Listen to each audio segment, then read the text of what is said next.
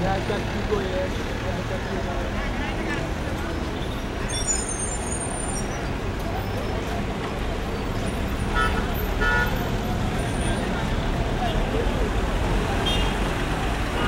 faculté des lettres, à l'image de l'université de Dakar, a toujours valu d'éminents intellectuels à notre pays. Fort malheureusement, des tensions latentes depuis des années gangrènent la vie estudiantine à tous les niveaux.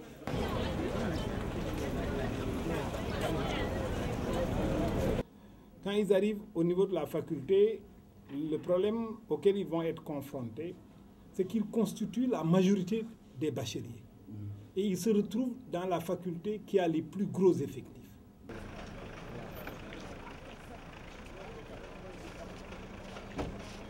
On les jette ici dans l'université, comme dans la jungle. Ils viennent d'un lycée, et ils étaient dans une classe avec des professeurs qui les maternaient un peu.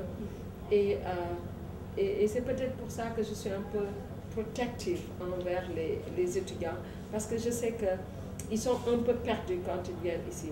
Il y en a qui viennent du Sénégal oriental, d'autres qui viennent de Casamance, etc., de contrées assez éloignées de Dakar, et qui se retrouvent le plus souvent seuls. Parfois, ils sont en duelin, ils n'ont personne de leur lycée. Aïda, comment était ton premier contact avec le monde universitaire? Pour moi, le premier contact avec le monde universitaire a été quelque chose d'impressionnant, d'étonnant, parce que la première fois que j'ai mis les pieds ici, c'est comme si j'avais mis les pieds dans un univers à l'intérieur de Dakar. Parce qu'ici, on trouve tout. Je veux dire, il y a des lingères, il y a des restaurants, il y a des coiffeurs. On trouve tout ce dont on a besoin. On dirait qu'on est dans une ville à l'intérieur de Dakar. Voilà, ça m'a vraiment impressionnée. Et aussi, il y a le nombre d'étudiants que j'ai trouvé ici. Bien vrai qu'au début, on me parlait du nombre d'étudiants, mais j'en avais aucune idée. Je ne pouvais pas imaginer que je trouverais ici des milliers d'étudiants.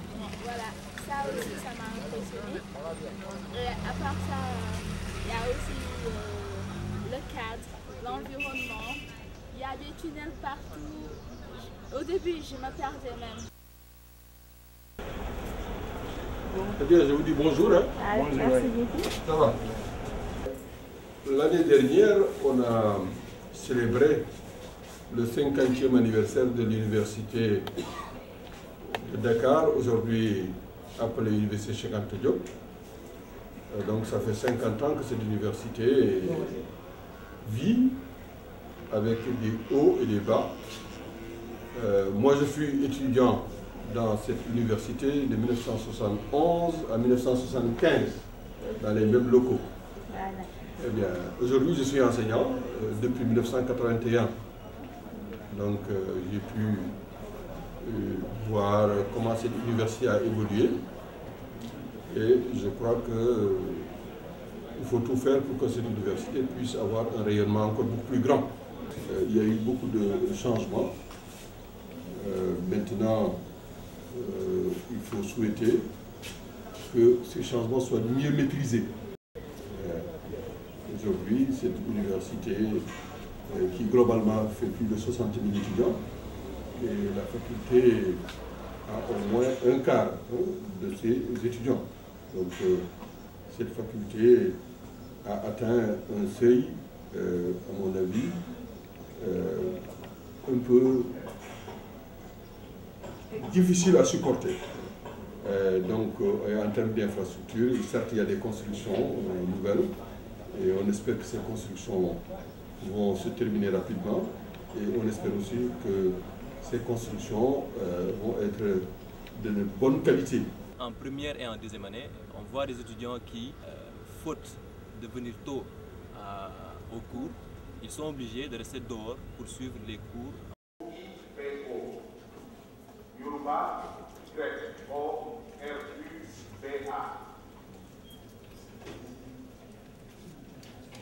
Notre grand problème, c'est les effectifs pléthoriques au département d'Anglais. Nous sommes le plus grand département de l'université, avec plus de 7000 étudiants et juste 25 enseignants titulaires, en tout cas recrutés officiellement. Et ça pose problème à tous les niveaux. Au niveau de la qualité des enseignements, au niveau donc de l'encadrement, au niveau de la performance des étudiants et même au niveau de la performance des enseignants. Et notre vrai grand problème, vraiment, c'est les effectifs pléthoriques. Et je crois que là, nous avons des projets. Nous avons donc décidé d'arrêter la chose, d'arrêter le mal. Et pour arrêter le mal à la source, il faut automatiquement agir au niveau du recrutement, de l'orientation des étudiants, des bacheliers. La première année, ils s'adaptent difficilement à la nouvelle structure dans laquelle ils sont. Déjà au lycée où devrait commencer l'information, ils ignorent complètement comment fonctionne l'université.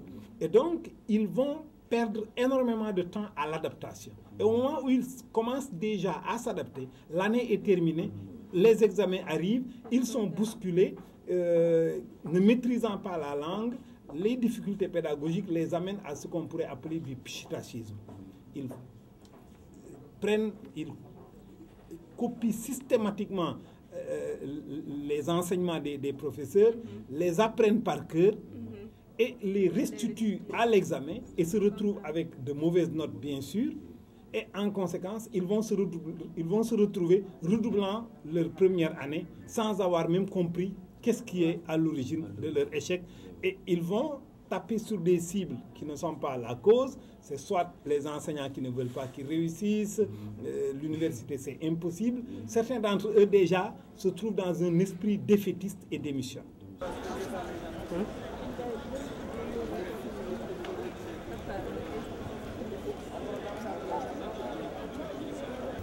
La massification est telle que, ma foi, il m'arrive moi-même, qui suis en même temps médiateur dans cette université, il m'arrive de voir des scènes inadmissibles, des étudiants qui n'arrivent pas à suivre un enseignement d'un professeur dans des conditions correctes, des gens qui sont en dehors de l'amphithéâtre pour essayer de comprendre ou d'entendre. Cela est difficile.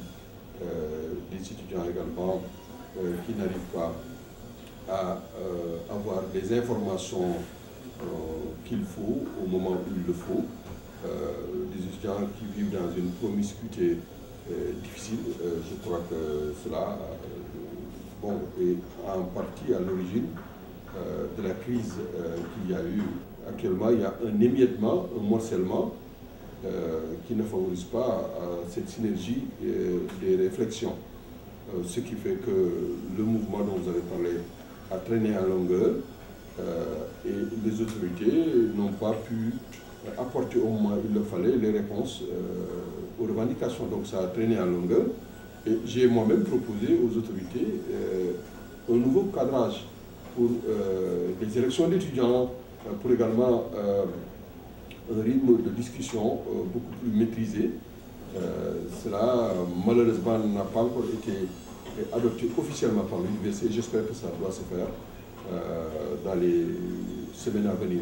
Ça permettrait peut-être qu'il y ait une institutionnalisation des rapports, qu'il y ait des mouvements étudiants très forts qui puissent rendre compte après leur mandat, ce qui n'est pas le cas. Actuellement, il y a beaucoup de confusion. Et il faut souhaiter que l'Université de Dakar, d'une manière générale, la faculté de lettres en particulier, puisse avoir des structures régulières, démocratiques, des structures qui fonctionnent et qui permettent certes de poser les revendications des étudiants, mais qui permettent aussi de réfléchir sereinement et calmement face aux problèmes et de proposer des solutions qui seraient des solutions pertinentes.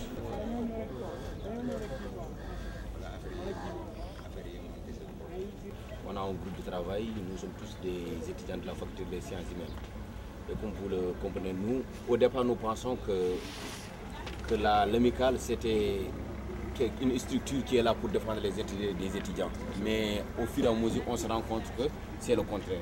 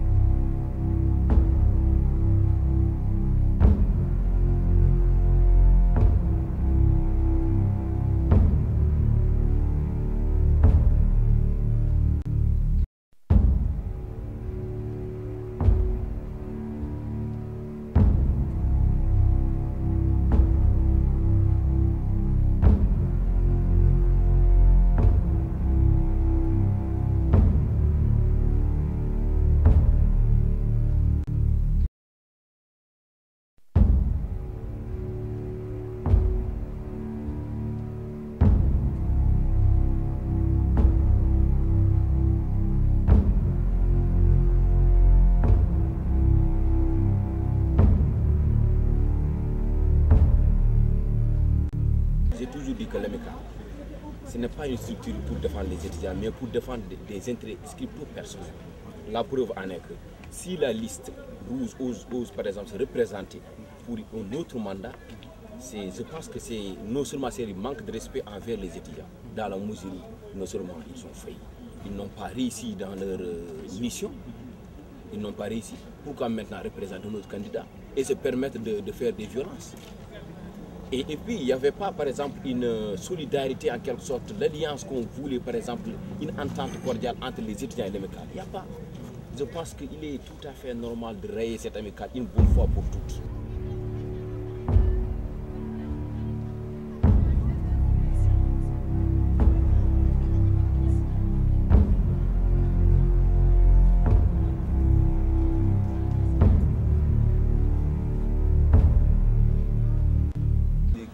Vu ces conditions, est-ce qu'on peut dire aujourd'hui que la faculté des lettres et sciences humaines peut être un temple du savoir? Non, je dis que c'est comme ils ont dit l'autre fois. Il y avait une année, il avait revendiqué par exemple des salles des gymnastiques. Je pense qu'ils veulent tout simplement changer la faculté à une écurie d'élite, c'est ça. Parce que lorsque les élections sont venues, tu vois par exemple une recrudescence des gens pour aller se muscler, tout simplement pour mieux faire, pour mieux s'adonner à leur violence. Bon, je pense que là, il n'y a pas de temple de savoir. Le canton Moré ne suffit pas. Nos diplômes ne seront pas reconnus. Pourquoi pas des temples du savoir? Mais on est là tout simplement pour tuer le temps qui nous est imparti pour l'année scolaire, mais il n'y a pas.